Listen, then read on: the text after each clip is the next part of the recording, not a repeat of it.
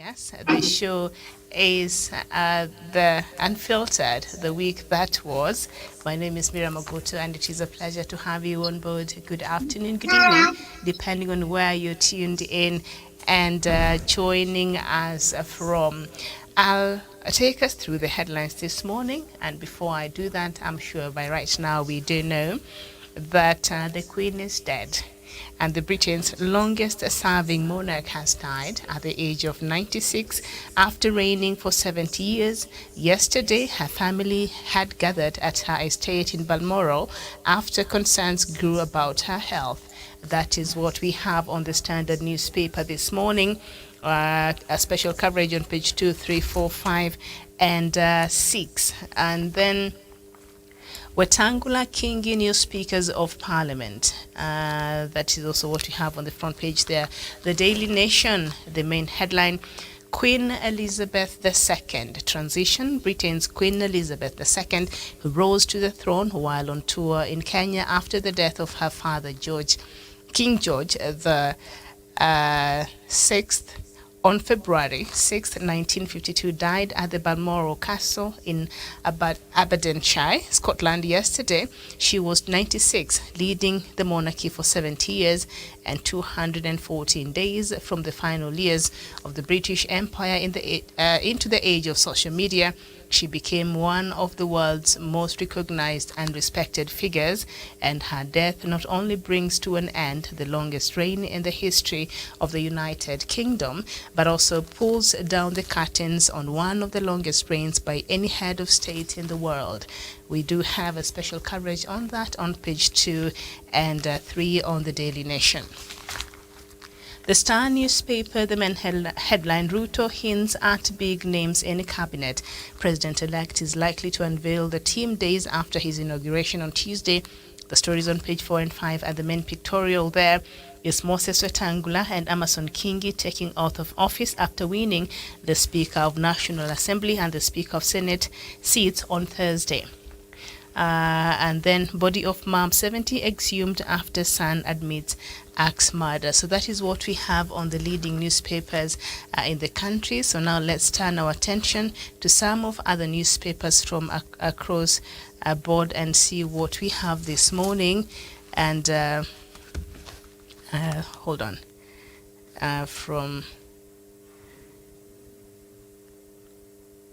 All right, so we start with The Guardian from the UK. Queen Elizabeth II, 1926 to 2022. That is all we have there on the front page of The Guardian. The Daily Telegraph, still from the UK. Grief is the price we pay for love. Her Majesty Queen Elizabeth II, 1926 to 2022. That is what we have. And they're saying they're inside a 28-page pictorial tribute to the late Queen. The Daily Monitor from Uganda, Queen Elizabeth II, and born on April 21st, 1926 in London, the first child of Albert, Duke of York, died peacefully at Balmoral yesterday afternoon. Buckingham Palace announced, triggering an avalanche of tribulation from across the globe. Very small writings there, I'm struggling to read, but that is what we have on the front page of the Daily Monitor from Uganda. The New Vision as well from Uganda, Her Majesty Queen Elizabeth II, 1926 to 2002. That is the main headline. The Guardian from Nigeria, the Queen dies, long live the King. Read the big story on page 4 and 5 inside, and then just below that, Ayu survives, NEC passes confidence vote, Wike defiant. The Nation from still Nigeria, PDP crisis, Ayu, not Jibrin, should resign, says Wike.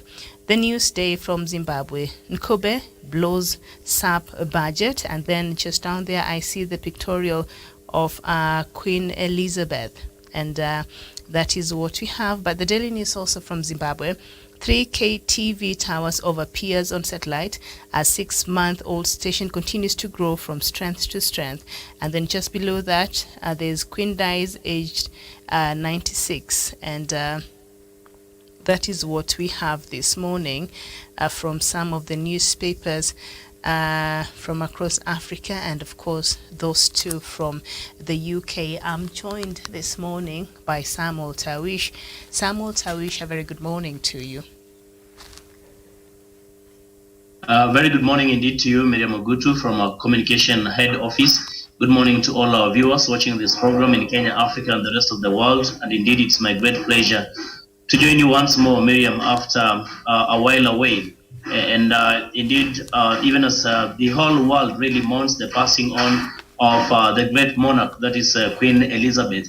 Of course, that is the news that each and everyone around the globe is talking about, and the kind of void or the kind of gap that, of course, has been left following her demise. Indeed, Miriam, I look forward to a very great and pleasant conversation this morning.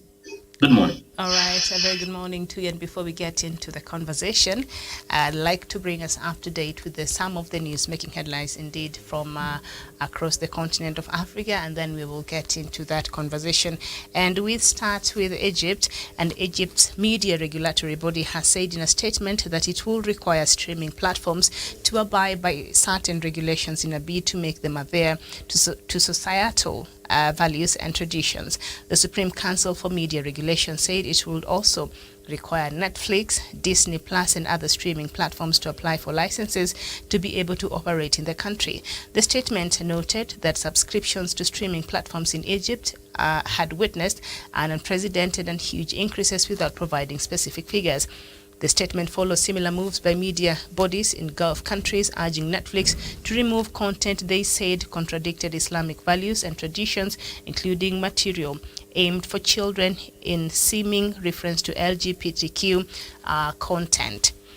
And then we head over to Ghana. Former President John Mahama has blamed the country's economic woes on corruption, mismanagement of COVID-19 funds, excessive borrowing, and the high cost of banking reforms, among other factors.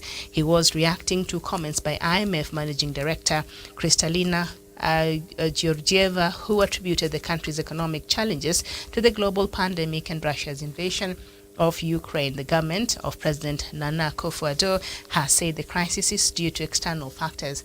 Ghana's economy has been struggling of late with inflation over 30%. The government is currently holding talks with IMF to secure a 3-year bailout program worth $3 billion. Parliament in Equatorial Guinea has approved a move to bring forward the presidential election in November instead of 2023. This means political parties have less than 4 months to prepare. It follows the Congress authorization of the government to merge the presidential election with legislative and municipal elections. Congress said this was needed in a context of significant economic constraints. 80-year-old President Teodoro Batsogo has ruled the country since 1979 and is constitutionally allowed to run again for a 6th term, although he is yet to declare his candidacy.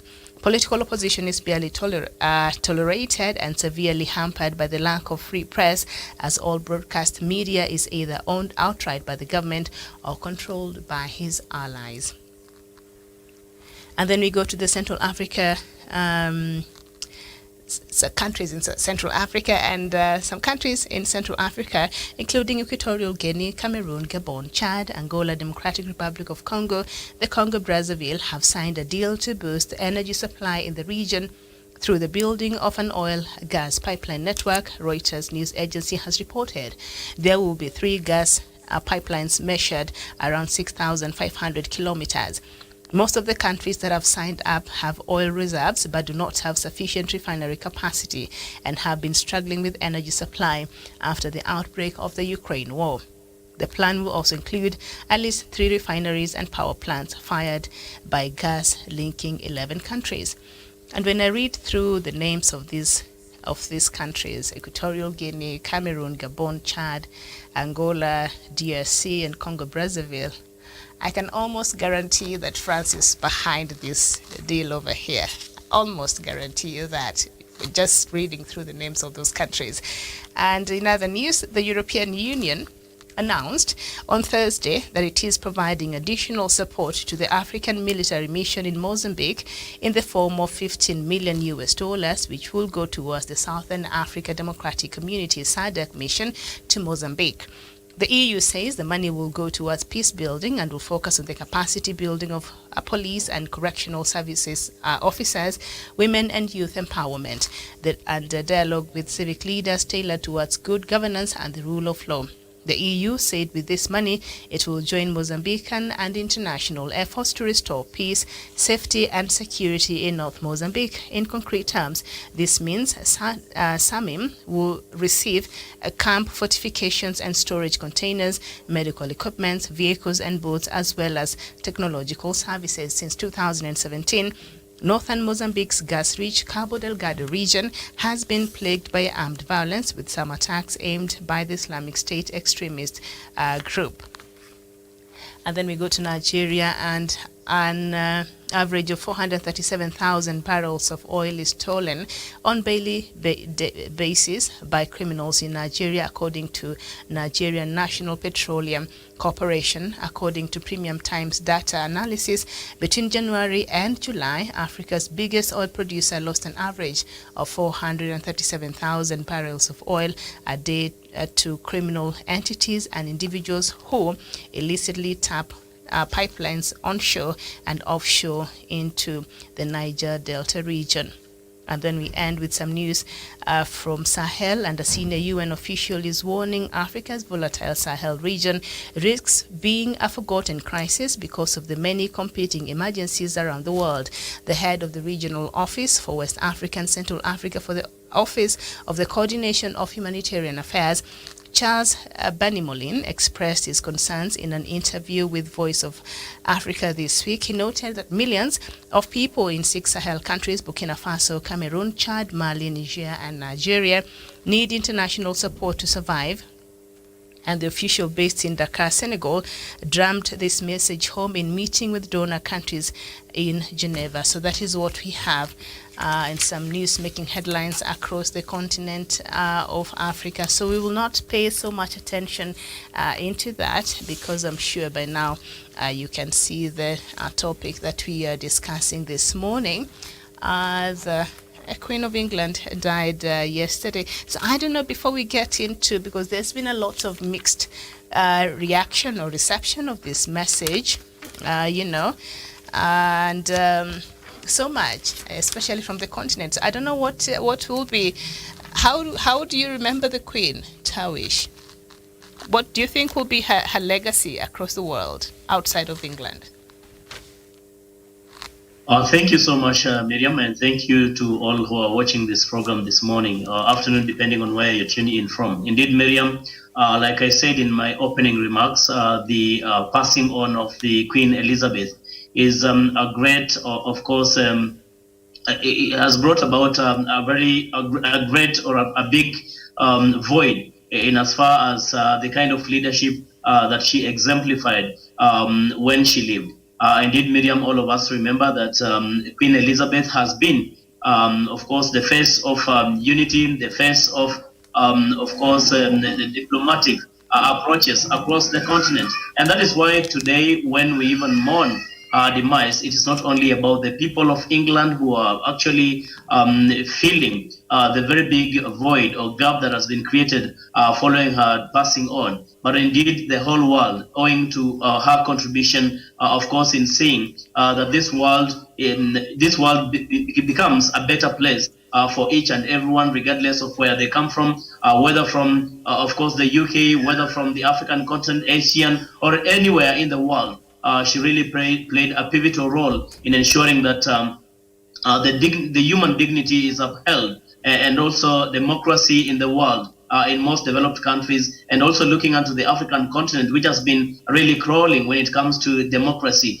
We've seen over time that Queen Elizabeth has been trying to put so much effort, so much energy in trying to pursue peace and the democratic space in the African continent. And therefore, Miriam, her passing on today, of course, leaves a lot to be desired. And she's left also a very good legacy, one which we are all going to live by, and one which we are going to remember her. And hopefully that whoever is going to really attempt to really get into her shoes can be able to do the great things, or even continue with the great things that Queen Elizabeth really used to do to not only England but the rest of the world. Indeed, it's a sad moment for the rest of the world, for the rest of the people in this world following her demise. But we live with the hope that her passing on is going to bring a new page, a new life altogether, and also give us a challenge that this is exemplary kind of life, a well-lived one which we must all emulate moving forward. Miriam, I submit. Mm-hmm. But there are also people who have a different sentiment, especially from the continent and other countries across the world who happen to be England's colonial subjects in many years ago, who might feel a bit different. I'm even reading some of the comments from some of our viewers here who have a feeling there's really, as much as that legacy is concerned, they're struggling to understand how her legacy will be remembered. But let me just take us through how some of the newspapers around Kenya has covered this story, the long reign of Queen Elizabeth II. I'm reading from the Standard newspaper, page 2. The long reign of Queen Elizabeth II was marked by her strong sense of duty and her determination to dedicate her life to her throne and to her people. She became for many the one constant point in a rapidly changing world. As British influence declined, society changed beyond recognition and the role of the monarchy itself came into question. Her success in maintaining the monarchy through such turbulent times was even more remarkable, given that at the time of her birth no one could have foreseen what the throne would be, that would be her destiny. Elizabeth Alexander Mary Windsor was born on 21st April 1926 in a house just off Berkeley Square in London, the first child of Albert, Duke of York, second son of George V and his Duchess, the former Lady Elizabeth Boyes Lyon. Both Elizabeth and her sister Margaret Rose, who was born in 1930, were educated at home and brought up in a loving family atmosphere, and it continues. And there has been some obstacles during her time as the Queen. It was not the first time they had met. I think that is her previous life, and explaining how they went ahead and, got married to Prince Philip, who died, I think, last year in April. And just trying to look at some information. And as we know, she is the head of, I'm struggling with this. I'm really struggling with this. So she is the head of Commonwealth, and Commonwealth has 56 countries. Independent countries make up the Commonwealth, and Africa, I think we have 21 in that. And she's also the head of the world's 42 small states are Commonwealth members. 32 of the world's small states are Commonwealth members, each with a population of about 1.5.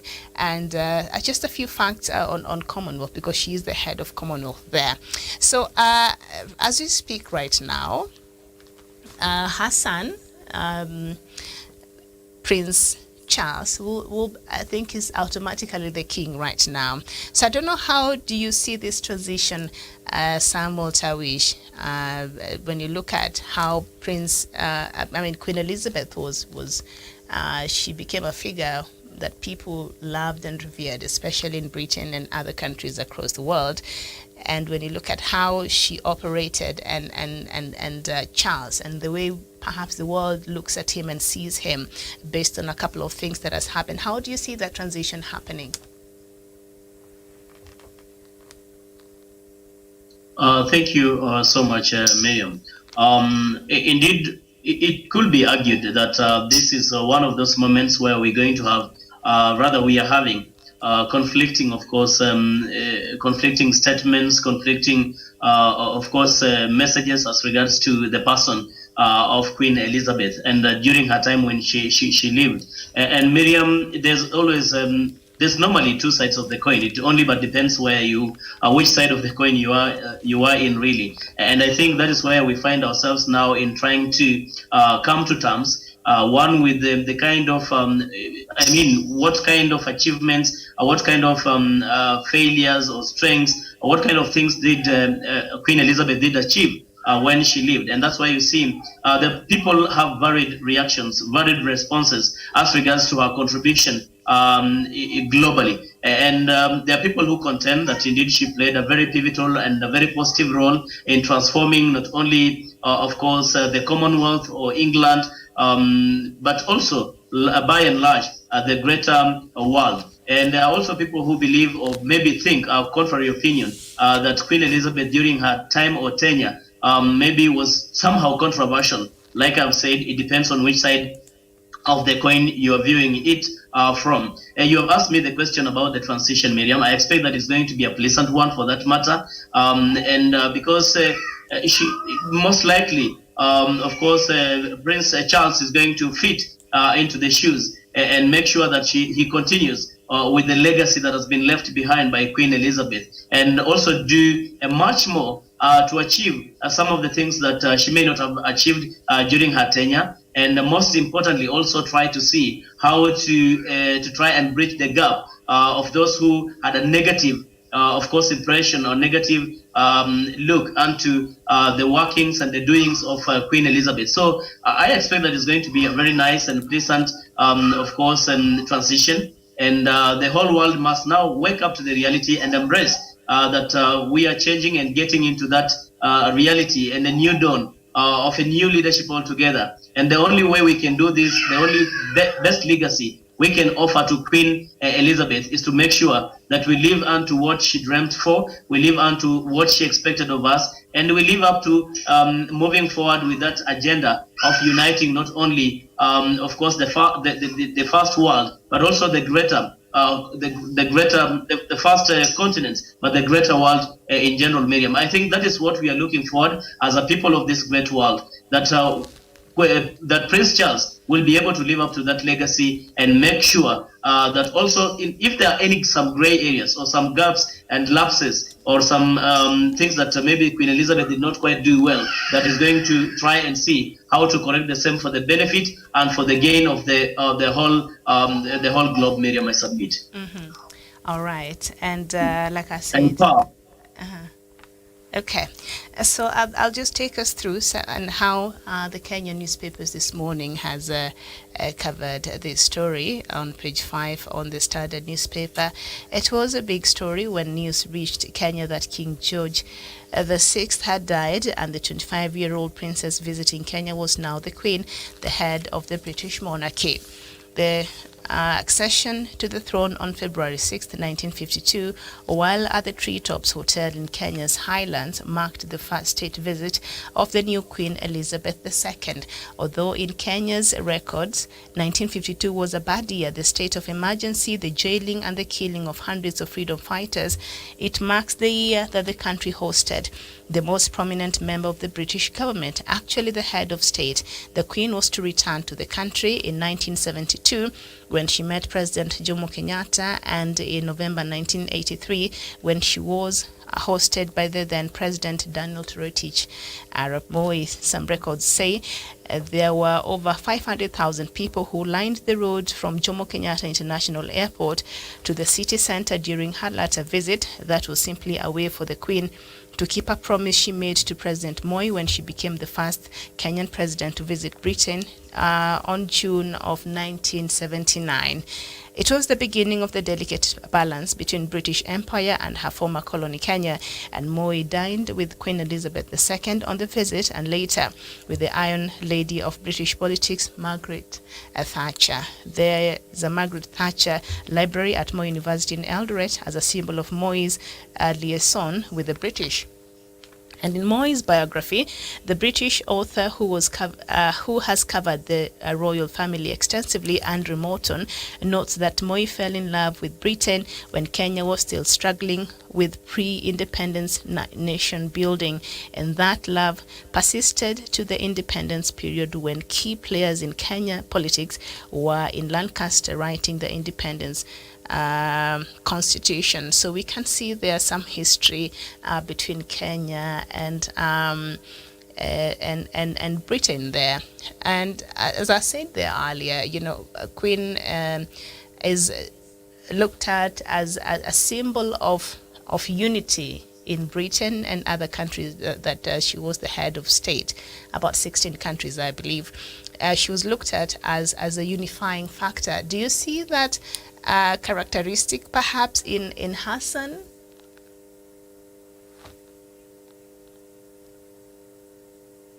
Tawish?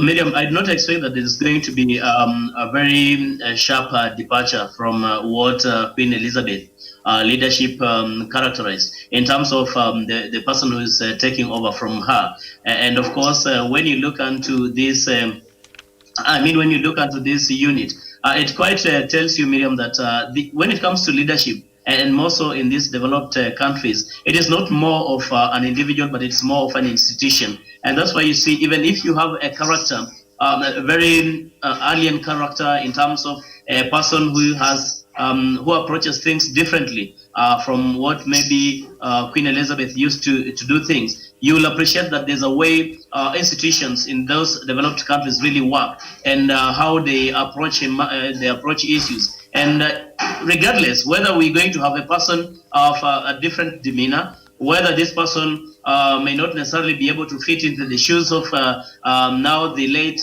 Queen Elizabeth, the most important thing is that she's leaving behind a very strong institution, an institution which embodies the unity of not only those countries, but the unity of the world. And I think that is what most of us really are proud of, that during her tenure, she worked very hard to ensure that we have very sound institution, and these are some of the things that we'll want to see the whole world really embrace in terms of seeing how the new leadership is going to take over. I beg your pardon, Miriam. Mm-hmm. Okay, so just a few key moments since the announcement of the Queen's death yesterday, and many around the world are mourning the death of Queen Elizabeth II, who was the UK's longest-serving monarch. If you're just joining us, just a few key moments, things that you might want to note here. The news of her death emerged at around 6:30 British Standard Time on Thursday, when Buckingham Palace announced that the monarch had died peacefully at her Scottish estate in Balmoral Castle. Her son, now King Charles III, said the death of his beloved mother was a moment of great sadness for him and his family, and her loss will be deeply felt around the world. The King and his wife Camilla, and now Queen Consort, will return to London from Balmoral Castle today. The palace said he is expected to address the nation on Friday, that is today. It is expected that Charles will be officially proclaimed king on Saturday. This will happen at St. James Palace in London, in front of a ceremonial body known as the Accession Council. And world leaders and dignitaries have paid tribute to Queen Elizabeth II, honoring her deep sense of duty and her resilience, as well as the Queen's sense of humor and kindness. And of course, a lot of tributes have been pouring in, and Chinese President Xi Jinping has offered his sympathies following the death of Queen Elizabeth II. I'll just read a bit of the message from Chinese President Xi Jinping, representing the Chinese government and the Chinese people, as well as his own name, expressed deep concern. A statement said, "Her passing is a great loss to British people." The statement stresses that she attaches great importance to the development of China-UK relations. It also added that he is willing to work with King Charles III to promote the healthy and stable development of bilateral relations for the benefit of the two countries and of their people. And India's Prime Minister Narendra Modi said he was pained by the Queen's death. The Queen provided inspiring leadership to her nation and people, Modi said in a tweet, and she personified dignity and decency in public life. And in Pakistan, President Arif Alvi praised the Queen as a great and beneficent ruler, and she added that she will be remembered in golden words in the annals of world history. Okay, so tributes continue to pour in. And as the Union Jack at Buckingham Palace was lowered to half-mast, the crowds outside stood still yesterday. And I think I was watching from the BBC, and while the flag was being lowered, I think we saw a rainbow there just behind that.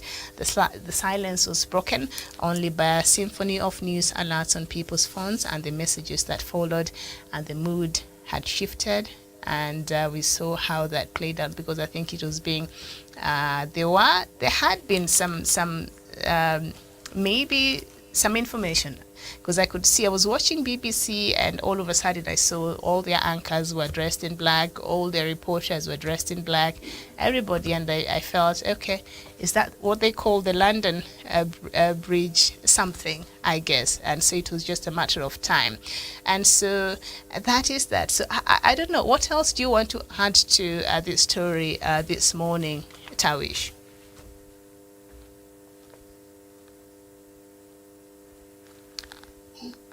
Sorry, Miriam, I didn't get that. No, I'm just saying, what else would you like perhaps for people to know some information about the Queen?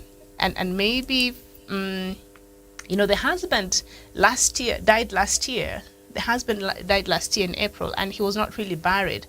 And I'm meant to understand that it is because there's a place designated for the royals to be buried, and there's no way he would be buried before the Queen was buried there because of the protocol. So he was placed somewhere, I can't remember the name of that, and then they were just waiting for when the Queen will pass. So after they've buried her, then they will take Prince Philip's body and go also lay it just beside the body of Queen Elizabeth. So I hear that is what is now will be happening. So what else would you like to share with our viewers in line with this news? Well, I think generally, Miriam, the message that we all take home is that, there's something that one needs to live for. And more so when you get the opportunity to lead, or when you get the opportunity, the leadership opportunity, you must do so with the understanding that you've been accorded that chance to be able, rather to endeavor to bring about the change that the humanity really desires or expects from you. And I think when you look into the life of Queen Elizabeth, it's something that most of us really can emulate, rather should emulate, in trying to bring, of course, a desired change that all the people in the world really would want to see, a different world altogether, one from a different world that we inherited from, of course, our forefathers. And I think it's a great reminder that regardless of whatever kind of capacity we are serving in as leaders, there can always be an opportunity for us to bring about that change and to redefine the fate and the future of the other generation. And also very important, Miriam, to note is that we must always think about what is going to be spoken about us when we are no longer there, when we are no longer alive, Miriam. And today, Queen Elizabeth does not have opportunity to speak about herself, but we are here talking about her and her contribution to changing the world. And anytime you live and anytime you lead, you must always think about what will be spoken about you, what will be written about you once you no longer be in a position to speak about yourself. And I think for Queen Elizabeth, she has done her best, she has done her part, and it's now the opportunity and chance for those of us who remain behind to continue or to take the mantle and also try our level best to better the world. And most of those who are going to really take over from her in terms of leadership to see into it that this world is better than we found it. Miriam, I submit. Mm-hmm. And it's also interesting, yeah, and I agree with part of what you're saying there, Tawish. It's interesting, Britain in 48 hours had a new head of state. Remember, they have a new Prime Minister, Liz Truss, and they now have a new head of state, that is the King Charles III, and now they have a new head of government in 48 hours. That was yesterday. It's interesting. So it will be quite a transition. Yeah, it's indeed quite interesting, Miriam, and it reminds us of the strong institutions that I was just alluding to before. That when you have created very strong institution, it does not matter really who gets into those positions. It's about the very strong institution which are founded on very strong pillars. And at a time like this, when England is mourning, when the world is mourning, we are not quite worried about the transition because we have very strong institutions, and there's no going to be power vacuum as it is today. And I think those are some of the lessons also we should learn, especially the less developed nation or the third world countries. What is it that we can do to strengthen the capacity of our institutions so that at a time like this one, at a time when we lose individuals in those offices, it should not be a big worry, it should not be a big bother, because again, we are comforted by the fact that we have very strong institutions that are able really to make sure we have very smooth and uninterrupted transition, just like what is happening today in England, Miriam. Okay. And yes, indeed, very strong institutions. I think I hope to see a day where, Kenya, we can get to a point where we have strong institutions. Just the other day, they had one prime minister. The next thing you know, they have another one. And nothing has stopped. Nobody has died. Nobody has taken to the street to protest or burn anything. And life continues. That is because it really does not matter who is at the helm of what institution, and the people of Britain know that things will work anyway, regardless of who is there. So the issue of strong institutions, I think, is very, very important, and hopefully we can work to get there someday. So Australian Prime Minister Anthony Albanese echoed the words Queen Elizabeth II used more than 20 years ago to comfort New York following the September 11 terrorist attacks, as he paid tribute on Friday to the British monarch following her death. And I'll just quote him: "There is comfort to be found in Her Majesty's own words. Grief is the price we pay for love," Albanese said in an early morning televised address. "This is a loss we feel deeply in Australia. Queen Elizabeth II is the only reigning monarch most of us have known, and the only one to ever visit Australia." Albanese noted that the Queen had visited Australia 16 times during her reign, traveling to every state and territory in the country, because she is the head of state of Australia, I believe, and dozens of people were waiting at any time, and the line extended to the door, because they opened churches and places where people could go, sign in the condolences book. And as I said, Chinese president there has sent his condolences. And in France, the Eiffel Tower went dark. In Brazil, the Christ the Redeemer statue was lit up in the colors of the Union Jack, and in Israel, an image of the flag was projected on a government building in Tel Aviv. So that is just how the world reacted to the death of Queen Elizabeth II. And political leaders in Asia woke on Friday to the news of Queen Elizabeth II's passing. Japanese Prime Minister Fumio Kishida said he was deeply saddened, noting that Britain's longest-serving monarch had played a significant role for world peace and prosperity. And he said the Queen had helped strengthen ties between Britain and Japan, which is home to the world's oldest continuous monarchy. South Korean President Yoon Suk Yeol sent his deepest condolences to the people of the United Kingdom. And maybe something to note is the Queen never gave her opinion on some of the issues. In fact, in all issues, she never gave her personal opinion, but Charles has been known to speak his mind when it comes to certain things. Is he likely to change that? Well, Miriam, I think not much, because you remember during the Donald Trump tenure in the U.S. when he was president. This is one of the controversial presidents that U.S. has ever had, and everybody was really wondering and worried. How is he going to navigate? How is he going to be able to lead this nation? Without really creating so much controversies that has really characterized and defined his personality for over time.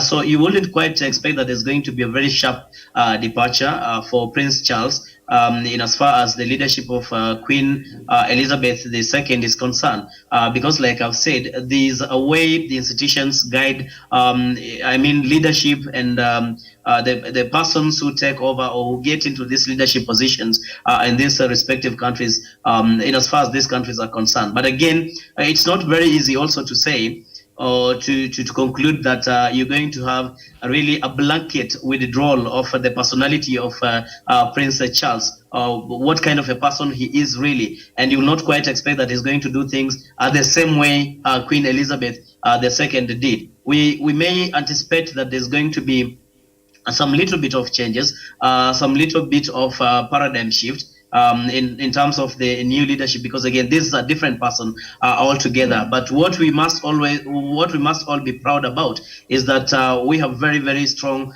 institutions, and we do not expect that there's going to be a very sharp departure from, of course, Queen Elizabeth tenure to Prince Charles Miriam. Okay, and just a bit of a history there as okay, so as World War II erupted, Elizabeth was quietly groomed for statehood. While living out the bleeds of London in nearby Windsor Castle, she was privately tutored in matters of constitution by Henry Martin, an eccentric yet respected teacher who reputedly kept a pet raven in his study. She began taking tentative steps into public life in 1940, when at the age of 14 she made her first radio broadcast, a speech to children displaced by the conflict. At 16 she was made a honorary colonel of the Grenadier Guards, a British Army infantry regiment. Wartime offered her certain freedoms beyond the traditional constraints of her royal life. In 1945 she joined the Auxiliary Territorial Service and spent 4 weeks getting her hands covered in oil and grease as she learned to drive and maintain military vehicles. When victory was declared in Europe, a unified Elizabeth mingled with jubilant crowds outside the Buckingham Palace. Peacetime brought the return of Lieutenant Prince Philip of Greece and Denmark, a handsome young naval officer who had, by all accounts, won her heart when she was just 13. The pair married in Westminster Abbey in 1947. Their first son, Charles, was born just over a year later. And Charles, of course, as we all know by now, is the king. And first time in line of succession, Charles was the longest-serving British monarch in waiting. He's been the heir apparent since the age of 3 as president of the Prince's Trust and the Royal Shakespeare Company, the president of or patron of more than 400 charitable organizations. The Prince of Wales is the first royal heir to earn a university degree. And of course, Diana, Princess of Wales, to whom he was married from 1981 to 1996. They had 2 children together, Prince William and Harry. Diana died in 1997. It's a long story after that. And all right. So I think that is just about it, because I think this is a developing story. And as the day goes by, we will perhaps we'll get more to learn more about what will be happening, perhaps when will be her burial, what are the plans and things like that. She died yesterday, so still it is a developing story, like I've said there. So of course, Britain wakes Friday to its first day in more than 70 years without Queen Elizabeth at the helm, as people around the country and the world mourn the passing of the monarch. Tributes, and some of which I've read to you there, have poured in from across the globe for Elizabeth, who died at the age of 96 after the longest reign in British history, a period during which she oversaw the last thrones of the British Empire. weathered global upheaval and domestic scandals, welcomed 15 prime ministers, and dramatically modernized the monarchy. The Queen's oldest son, Charles, has now become King Charles III.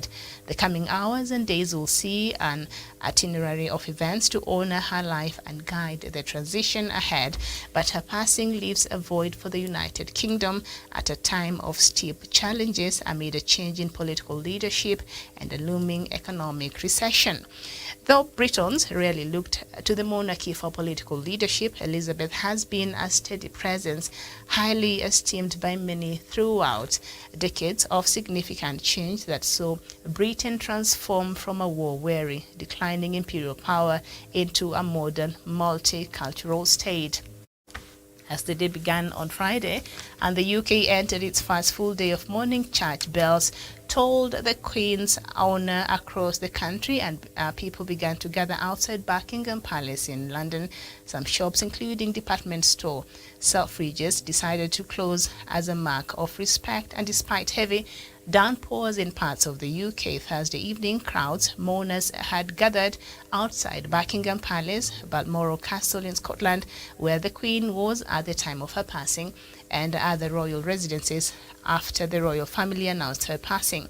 Many brought flowers to lay at the palace gates and lit candles, some looking visibly shaken by the news and quite singing, God Save the Queen broke out across the crowd in front of Buckingham Palace, where throngs gathered together even as the night fell. And in keeping with the royal tradition, a written statement announcing the Queen's death was displayed in the palace gates in a striking moment just after the official announcement was made.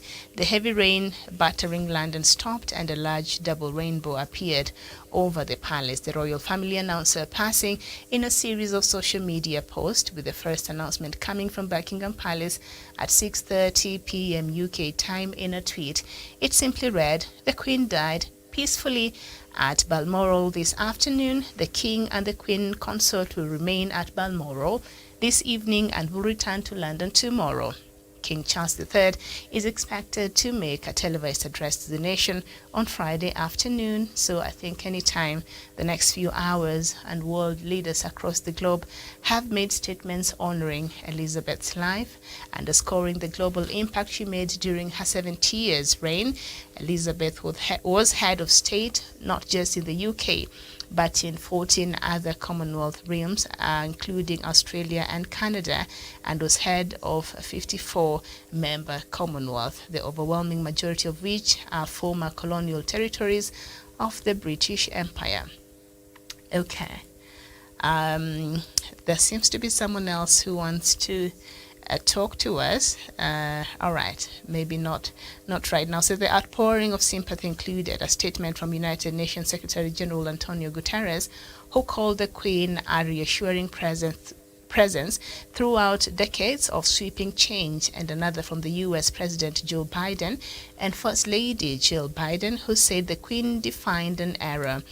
And I've read to you some of the condolences from Asia, from Indian Prime Minister Narendra Modi. I will not go through that. And regular meetings between the many agencies, from central and local government departments to military and religious authorities and representatives of the 14 countries where she was also head of state, have taken place for decades. A plan to rehearse details of the events following her passing. Gun salutes will be made in royal parks in her memory, while Parliament is expected to open for members to pay tribute. As a monarch, Queen Elizabeth was automatically granted a publicly funded state funeral, and details will be released in the coming days, even as arrangements will be made over the coming days for her to be transported back from Balmoral to London, where she is expected to lay in state for several days before her funeral. And other formalities to come include a meeting of the Accession Council in an ancient ceremony at 500 years old at St. James Palace in London. One part of that meeting will include formal announcement of the Sovereign's death and a formal proclamation of King Charles III as the new sovereign. This is a closed meeting but attended by hundreds of dignitaries and members of the Privy Council, which is a panel of royal advisors, and will be followed by the Garter King of Arms, the person charged with overseeing royal ceremonial duties, reading the proclamation from the palace balcony, and gun salutes whirl across the continent. It's very interesting. Must be very hard for Charles, Samuel Tawish, as much as the Queen was old. She's still the mom. And yesterday I saw photos of him coming from Balmoral. He looked very, very, very grief-stricken. So as much as your mother is dead, and as the world prepares for her burial, and at the same time you have to be coronated. I mean, it's bittersweet there, Tawish. For King Charles III? Well, Miriam, it's quite noting, and we must all acknowledge this, that apart from the issue of being the next in the queue in terms of being coronated to become the next leader, it's obvious that Prince Charles remains human. And of course, following the death of the mother, you will quite expect that he is more grief-stricken more than anybody else. And even at a time when he prepares, of course, he takes over the reins of leadership from the mother. Miriam, we must also be able to understand that he's going through what any other human will obviously go in as far as this situation that he finds himself in. So it's a tough balancing act. In terms of trying to display the strength, the courage, the bravery of a leader, and at the same time also not forgetting that he's lost a king, he's lost a mother, and these are things that he needs really to try and balance between the two, because again, is being looked up to in terms of course, that leadership gap that has been created, and in terms of how he's going to navigate and be able to fill into the gap that has been left by, of course, Queen Elizabeth II. So quite obviously, there's nothing so much I would say that is alien in terms of the reaction, in terms of the feeling, in terms of the grief that, of course, Prince Charles is trying to display, because this is something that is quite obviously natural, and he's going through the pain that every other person will obviously be feeling or be going through in circumstances like this one, Miriam. Okay. All right, thank you so much. So I think that is that, because this is a developing story. So in our subsequent bulletins later on Sunday and the coming week, we shall be looking more into this story. But not like for us to switch gears, because there are some news items that I looked at earlier on this morning, and one of them really caught my attention here, Tawish, even as we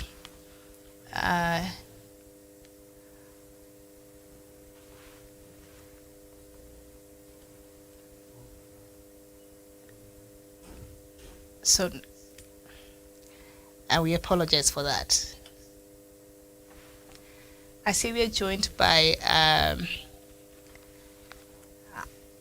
Hanan Ali. Hanan, can you hear me? A very good morning to you.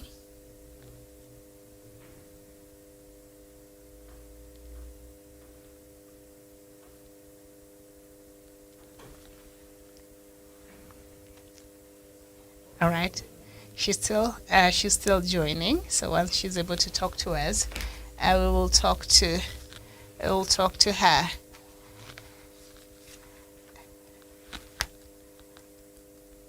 Very well. It's taking a while, but anyway, once she's able to join. But I think the Commonwealth and the death of Her Majesty the Queen, that was the topic. What next?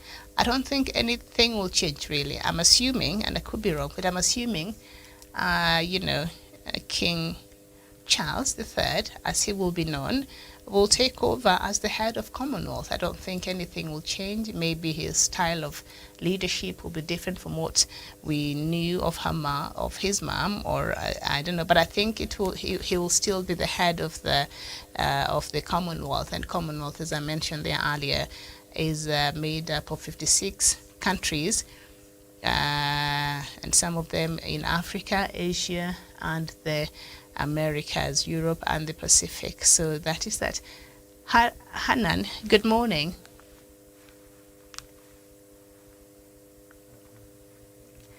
Good morning.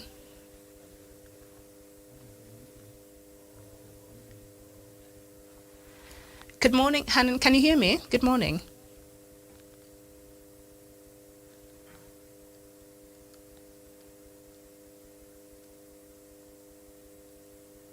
I'm sorry, we are not able to get through to Hanan. I think she was joining us from London in England, and perhaps she wanted to say a few words following the demise of Queen Elizabeth II, but we seem to be having a bit of a connection issue there from where she is, so we're not really able to get a hold of her. Once she's able to join, then we can continue with the conversation. Hanan, let me know if you can hear us. Good morning.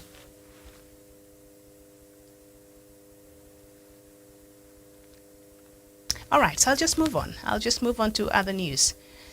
Samuel Tawish, as I said, there are stories that we were looking at this morning, and one of them that... Hanan, can you hear me? Good morning. All right, I'll just leave that alone. So Parliament in Equatorial Guinea has approved a move to bring forward the presidential election to November instead of 2023. This means political parties have less than 4 months to prepare. It follows the Congress authorization for the government to merge the presidential election with legislative and municipal elections. Congress said this was needed in a context of significant economic constraint. The 80-year-old president, Teodoro Mbatsogo, has ruled the country since 1979 and is constitutionally allowed to run for a 6th term, although he is yet to declare his candidacy. Political opposition is barely tolerated and severely hampered by the lack of a free press, as all broadcast media is either owned outright by the government or controlled by its allies. Okay. So, Samuel Tawish, I know you are familiar, even as we work to getting Hanan on board. There's a bit of a problem with the connection, but once she's able to join us, we can talk. All right, I know you're familiar with Equatorial Guinea. The president there happens to be the longest serving head of state in the continent of Africa, and they're having their elections, which was meant to take place in 2023. Instead, they've pushed it forward to November, and they're saying they want to have it the same time. They'll be having other elections, like the way we do a whole multiple elections here in the continent. All right, can you hear me, Hanan? Oh yes, I can hear you now. Good morning, and where are you joining us from? I'm joining you from Malindi. Okay, so Malindi at the moment. All right. And so I'm being told that you'd like to say to pay a bit of a tribute to the Queen Elizabeth II. What would you like to say to that?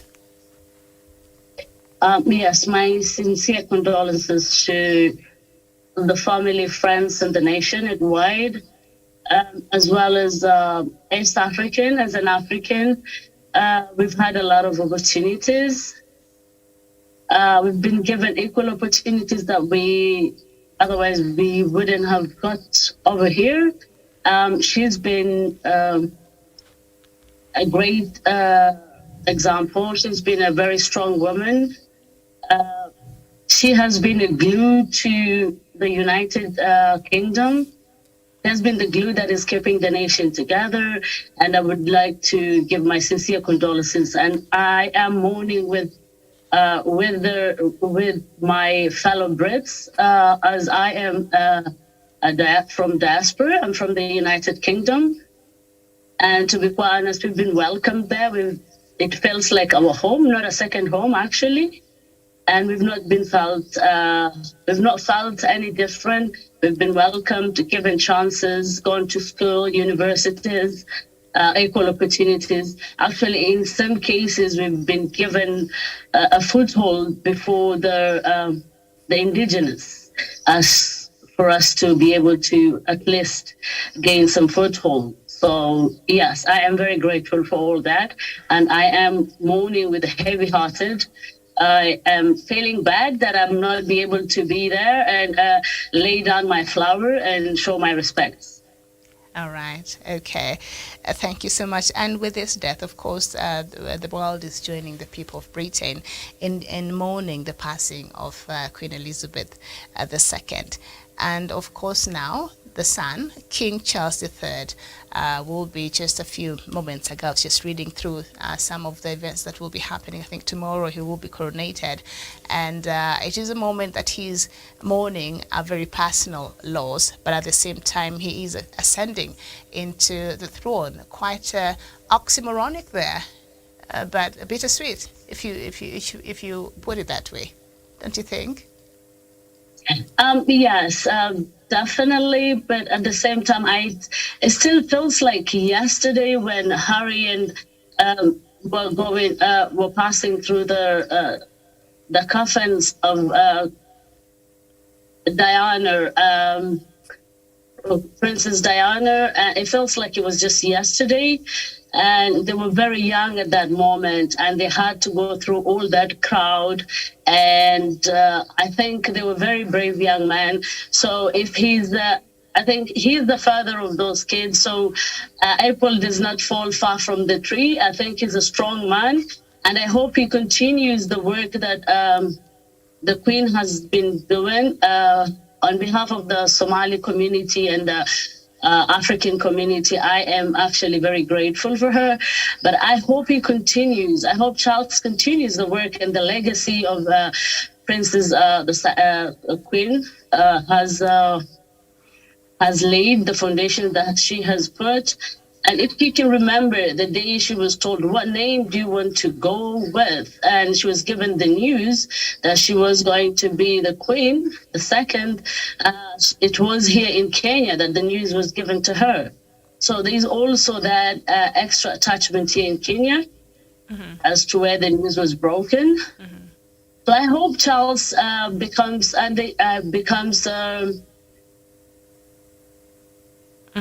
he becomes the same person the mother was, and even more.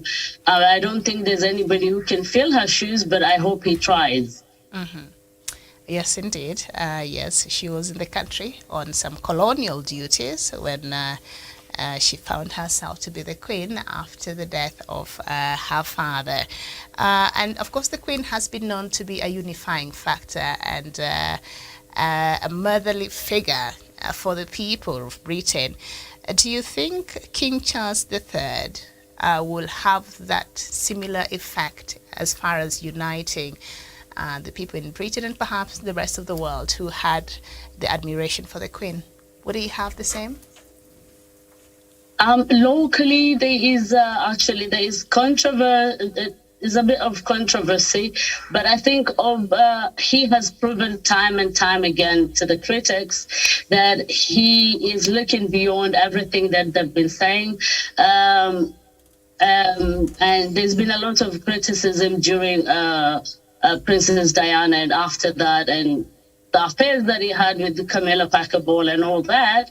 But he has been able to look past that and focus on the job at hand and carry on with the work that he's been doing. So I don't think he's somebody who has a chip off his shoulder. And I think he would be that unifying factor, even though he's known to be a little bit more outspoken than the mother, who is the lady of quite a few words and with a lot of actions. She does a lot behind the scenes.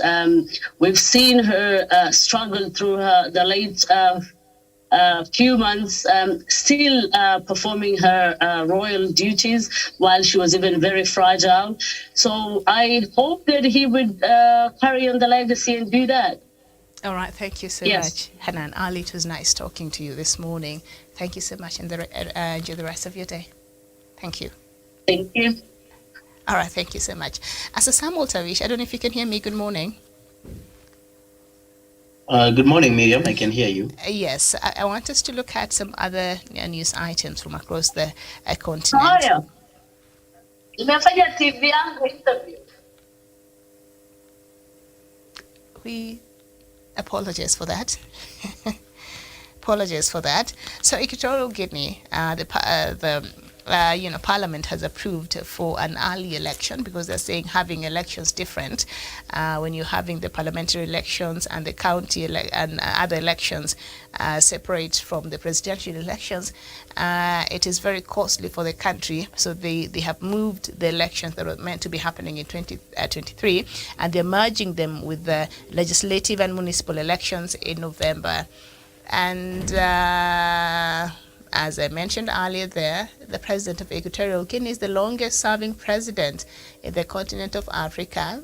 Elections there, I think, it's just a matter of formality. Don't you think, Tawish? On public wastage, maybe they should not even have these elections anyway.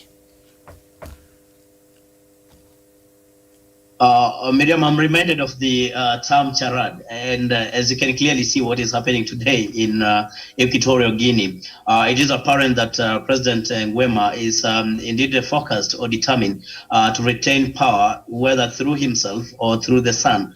And that is why you see he's pulling these surprises, especially one which catches even the opponents by surprise. Because again, Miriam, if all along and during all other previous elections we've had this exercises being done, of course, separately, what really is persuasive enough coming from the administration of one President Nguema that we need now to have to merge these elections, or to amalgamate and not to scatter it as it has been the tradition in this particular country. So I think, Miriam, it is just one of these, one of those strategies that President Nguema is trying to really to confuse the opponents and not to give them ample time even to be able to organize themselves, to be able to form a formidable challenge in as far as this coming election is concerned. And Miriam, you can, as you have alluded to, that the candidates for this particular election, and more so those who will be contesting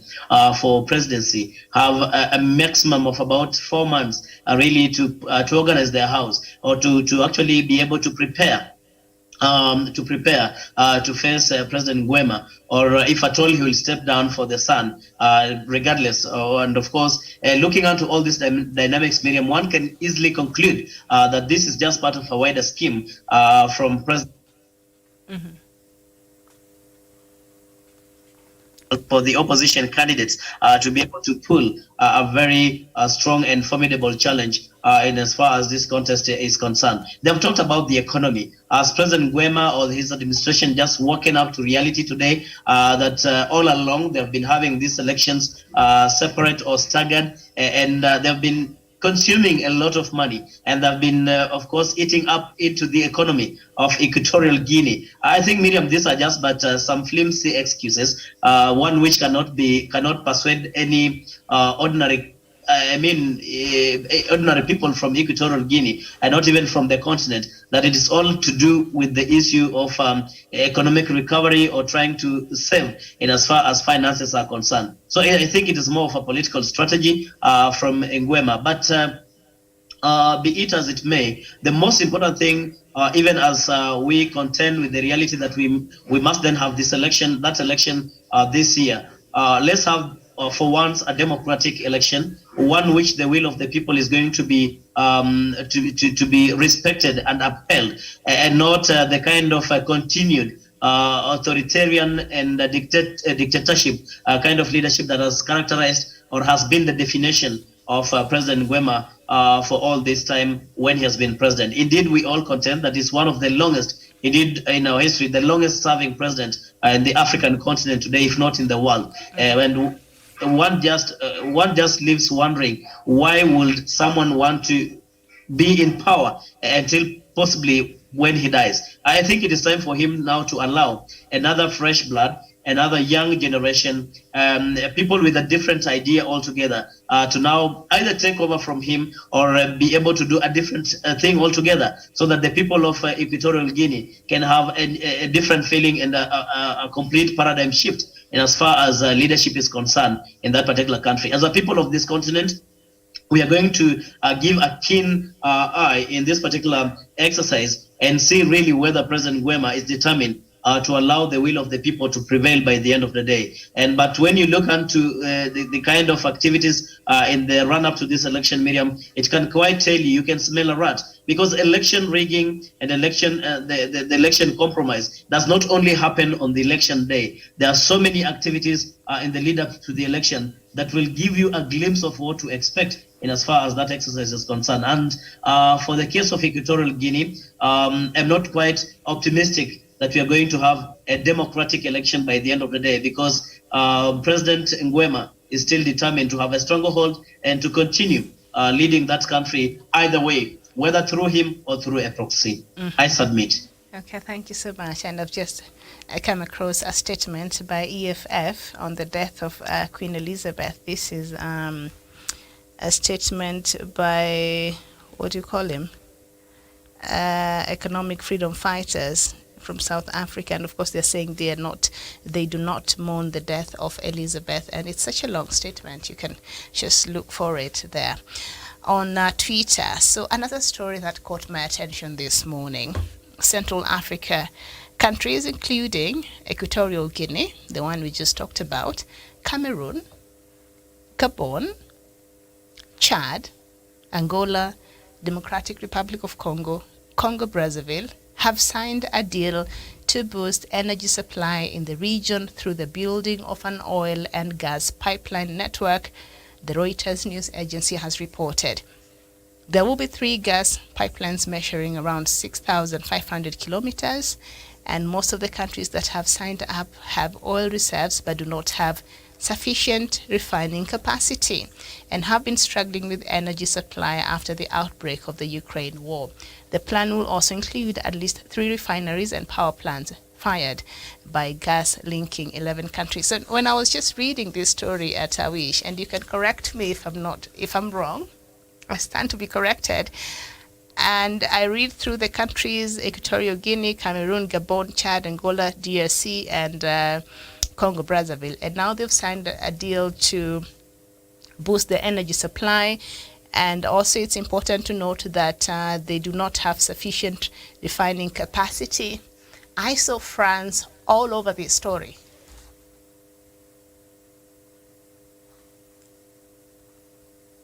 Tawish. Miriam, sorry, I experienced some interruption because someone called me while I was on this program. I don't know exactly what you're asking. So I'll just take that story one more time. Now, some Central African countries, including Equatorial Guinea, Cameroon, Gabon, Chad, Angola, Democratic Republic of Congo, and Congo-Brazzaville have signed a deal to boost energy supply in the region through the building of an oil-gas pipeline network. And then they don't have sufficient refining capacity, and the plan will also include at least to build 3 refineries and power plants fired by gas linking 11 countries. So when you read through these stories and these countries, because I know President Emmanuel Macron has been making visits to these countries. Just recently he was in Cameroon. I think he was also in Chad, and I think he was also in Angola, if I'm not wrong. But I see France hand in this. Now these countries want they have signed a deal to boost energy supply in the region, and yet they don't have sufficient refining capacity.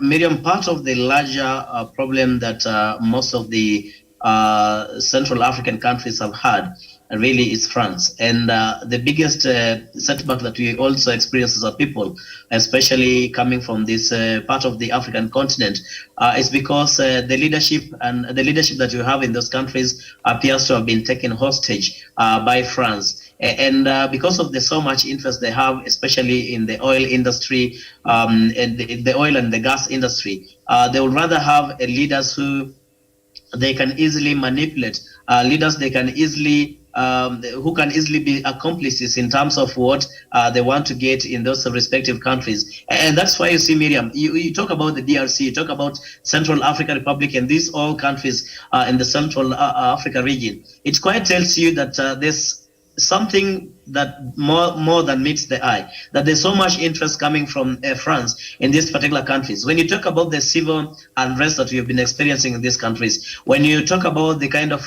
dictatorial leadership that we've been having in these countries, when you talk about these countries having so much, rather being rich in mineral resources, and more particularly in gas exploration and oil, and there's not much that the people of these respective countries can take pride in terms of the kind of benefits or dividends that can come down to benefit the people directly. Miriam, it does tell you that France appears to be so much keen in having leaders that they can easily micromanage so that they can continue really with the empire of exploring these mineral resources in these respective countries. And by the end of the day, it's the ordinary people really who suffer. And I'm not quite surprised. And you saw even the other day when we are talking about of course, the oil in Turkana, and you're having this France coming in with the interest. You will not expect that there's going to be a lot of ease, that there's going to be